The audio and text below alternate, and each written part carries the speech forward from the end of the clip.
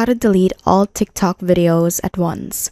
Make sure to watch until the end so you don't make any mistakes. Okay, so the very first step is to open up your TikTok app and click on the profile icon at the bottom right. And from here, click on the 3-bar line at the top right. Okay, this next part is really important, so make sure to pay close attention.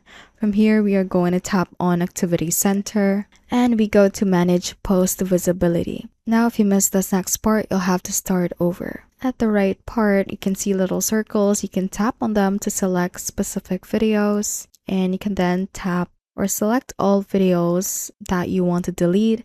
And once you have done that, click on Next at the bottom, and we are going to update the selected posts to have them only be seen by you, which also basically deletes all your TikTok videos from the public. So once you have selected it, just click on update at the bottom right, and that will then delete all your TikTok videos like this.